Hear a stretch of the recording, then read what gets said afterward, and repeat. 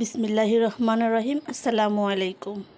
আশা করছি আমার আপু ভাইয়েরা আমার এই ভিডিওটি বসে যে যেখান থেকে দেখছেন সবাই আল্লাহর রহমতে ভালো আছেন এবং সুস্থ আছেন। আলহামদুলিল্লাহ আমরা সবাই ভালো আছি। প্রতিদিনের মতন আরেকটা নতুন ভিডিও নিয়ে চলে আসলাম। ওই দিনকে তো অনেক বাজার সদাই করে নিয়ে আসছিলো, মানে আমি ভিডিওটা বড় হয়ে যাবে দেখে মানে অল্প করে কেটে দিয়েছিলাম ওই ভিডিওটা। তো ওদিন থেকেই ভিডিও করা ছিল, গতকালকের থেকেই। তো তো বাচ্চারা খুবই পছন্দ করে কাঁকড়া। তো বাচ্চা বাবা নিয়ে আসলো ওদের পছন্দ মতন, আর সেই নিজেই রান্না করে দিবে। তো দুপুরবেলা মানে রান্নাটা করতেছে। এখন প্রায় বাজে 4টা। তো বাচ্চাদের পছন্দ অনুযায়ী তো বাচ্চা বাবা কাঁকড়াটা একটু ভুনা করে দিবে। তো আমাকে বললো টমেটো কেটে দাও আর পেঁয়াজ মরিচ কেটে দাও, আমি বসিয়ে দিব। তো এই তো মানে আমি কাটতেছি এখানে বসে বসে, খাওয়া দাওয়া করে নিচ্ছি সবাই।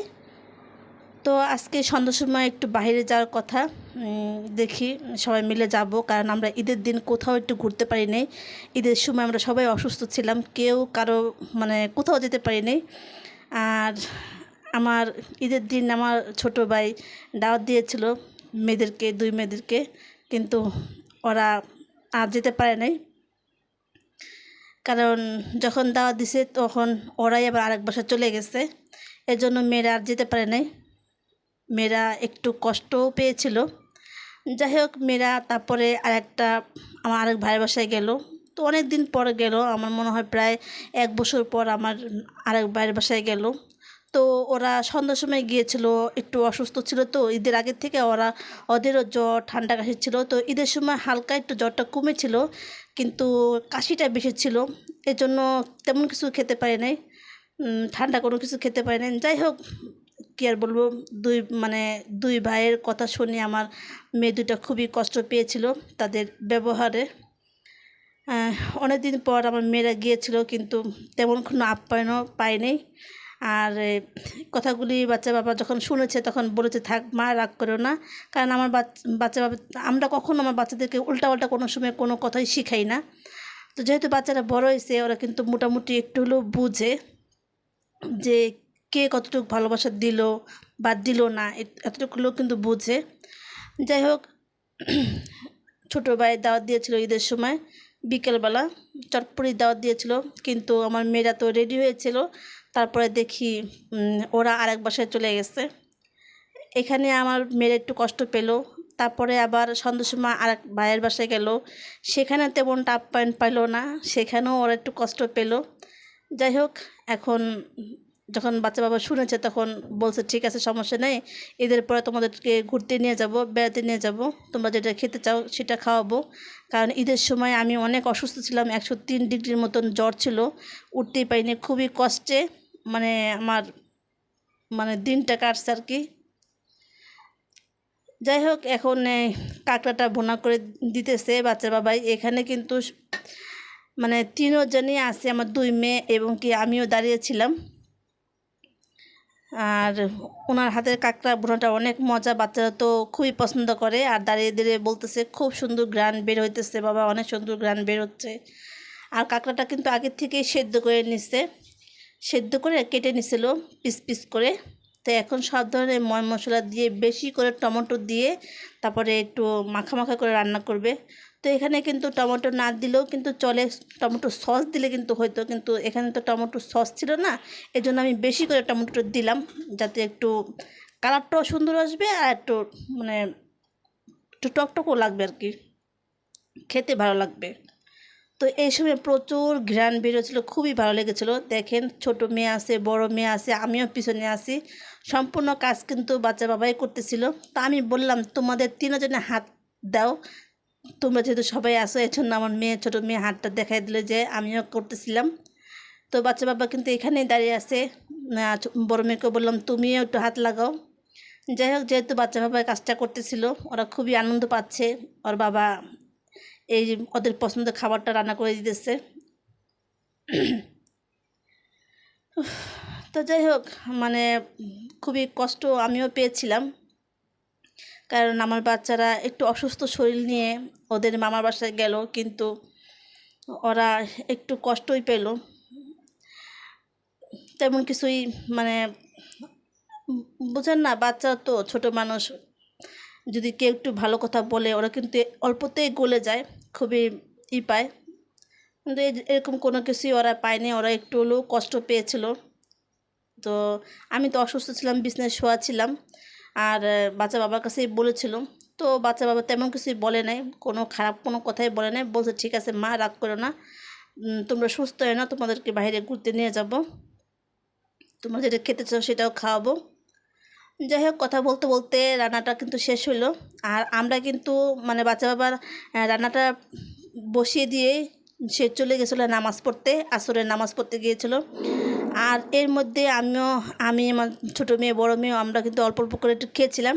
এখন সে নামাজ পড়ে আসছে, আর সে তাকে দিচ্ছিলাম। আর ছেলে মাদ্রাসায় আছে, ও আসলেই খাবে। তো বাচ্চাকে বললাম তোমার বাবাকে কয়েক পিস দাও উঠিয়ে, তারপরে ও বড় মেয়ে দিতেছে। এটা ওদের অনেক পছন্দের একটা খাবার। আমি আগে তো মানে আমার এটা নিয়ে মনে হয় 2-3 বার খেয়েছি। ফার্স্ট আমরা যখন চিটাগাং গিয়েছিলাম তখন এই জিনিসটা খেয়েছিলাম, খুবই ভালো লেগেছিলো। তখন থেকে একটা অভ্যাস হয়ে গেছে, খুবই একটা টেস্টি লেগেছিলো, মুখে খুবই ভালো লেগেছিলো। আর একটু হালকা ঝাল ঝাল, একটু টক টক, খুবই মজা লাগে খেতে। তো সবাই একটু ইগনোর করবেন, আমার পাশে হয়তো একটা আওয়াজ হতে পারে, সবাই একটু ক্ষমা দৃষ্টিতে দেখবেন। আর এই তো খাওয়া দাওয়া শেষ। তো বাচ্চারা বলতেছে বাবা আমাদের কিন্তু আজকে নিয়ে যাবে বাহিরে। তো বাবা বলতেছে এই তো তোমাদের তো পছন্দের খাবার খাওয়াই দিলাম, আর কি লাগবে, যাওয়ার কোনো দরকার আছে? তো ওরা বলছে না, যাওয়া লাগবে। তারপর রাত্রেবেলা 9:30 বাজে, 9টা বাজে। তো বাচ্চা বাবা নিয়ে আসলো একটু বাইরে, আমাদেরকে একটু হালকা পাতলাভাবে একটু ঘুরলাম বাইরে। আর এই তো আর খেতেও চলে আসলাম। বাচ্চার ছোটো মেয়ে এই যে স্যুপটা, বিশ্বাস যদি করেন, রোজা থেকে বলতেছিল ওর খুবই খেতে মন চেয়েছিল। আর আলহামদুলিল্লাহ আমার ছোটো মেয়ে সবগুলি রোজা রেখেছিল। তো রোজা থেকে ওদের মনে চেয়েছিল এটা খাওয়ার জন্য। আর যেহেতু বাচ্চার বাবা রোজার সময় বাসা ছিল না, ওদের পছন্দ মতন তেমন কিছুই করতে পারিনি। আর এখন তো স্যুপটা অর্ডার দিলাম, স্যুপ খাবো। যে যার মতন, যার যেটা পছন্দ, যা যেটা খেতে মন চায় সেটা অর্ডার করবে। বাচ্চা বাবা বললো তোমাদের যেটা মনে চায়, যেটা খেতে মনে চায় সেটাই তোমরা অর্ডার করো, আমি কোনো কিছু করি নাই। আর বাচ্চারা পছন্দ অনুযায়ী তো একটু নিলাম। তো অনেক দিন পর বাইরে আসছি। আর সত্যি কি মানে আসছি একটু, বাচ্চা বাবা বলতেছিল যে আজকে আসাটা একটু হয়েছে, কারণ তারা একটা কাজ করতেছিল, কিছু টাকার প্রয়োজনও ছিল। যেহেতু এখন রাতের করে মানে বাচ্চাদেরকে একটু খাওয়াতে নিয়ে আসছে এখানে একটু, মানে বুঝলেন তো, বাইরে আসলে খাওয়া দাওয়া করলে টাকা পয়সার একটা ব্যাপার স্যাপার থাকে। তো বাচ্চা বাবার প্রয়োজনের কাজটা সে আর করতে পারে নাই, যেহেতু ওদেরকে নিয়ে ঘুরতে চলে আসলো, বাইরে খেতে চলে আসলো। তার একটু হলেও সমস্যা হয়েছিল। তো চিন্তা করলো যাক, বাচ্চারা যেহেতু খুশি হয়েছে তো ওটা কোনো ব্যাপার না, সে ম্যানেজ করে নেবে। তার প্রয়োজনীয় টাকাটা খরচ করে বাচ্চাদেরকে তো খাওয়াইতে নিয়ে আসলো। তার খুবই একটা ইম্পর্ট্যান্ট কাজ ছিল, তো সেটা সে ঠিক মতন করতে পারলো না। তো বাচ্চাদেরকে নিয়ে আসলো রাতের বেলা খেতে। যেহেতু ঈদের সময় বাচ্চারা কোথাও যায়নি, ওরা ঘরেই ছিল, কোথাও যেতে পারেনি। আর যাদের বাসায় গিয়েছিল মোটামুটি একটু মানে কষ্ট নিয়ে চলে আসলো। এই তো ফ্রাইড রাইস অর্ডার করলাম, সাথে একটা যে কী বলে সবজি মতন, এখানে মাংস দিয়ে বিভিন্ন ধরনের সবজি দিয়ে ছিল। তো বাচ্চা বাবা বলেছিল যে চিকেন যে ফ্রাইড আছে সেটা নাও। তো ওরা এটা নিতে চায় না, এটাই খেতে চেয়েছিল। আর ছেলেকে এটা 7 আপ দিলাম। আমরা একটু পরে অন্য কিছু খাবো, এর জন্য ওরা খাবে না 7 আপ। বললো যে বাবা যেতে যেতে খাবে, মানে ওরা যখন খাওয়া দাওয়া শেষ করবে, মানে খেতে খেতে যাবে, বাসায় নিয়ে আসবে আর কি, এই জন্য। তো ফ্রাইড রাইসটাও অর্ডার করে নিলাম, আর স্যুপটাও খাওয়া হয়েছে। এই তো আর খুবই ভালো লেগেছিলো খাবারগুলি। তো ভালোই লেগেছিলো, অনেক দিন পর বাইরে আসলাম ঘুরতে। তো এই তো আমরা খাওয়া দাওয়া শেষ করে একটু কফি খাচ্ছিলাম, আমার 2 মেয়ের আমি। তো এই তো পুরো ভিডিওটা কেমন লেগে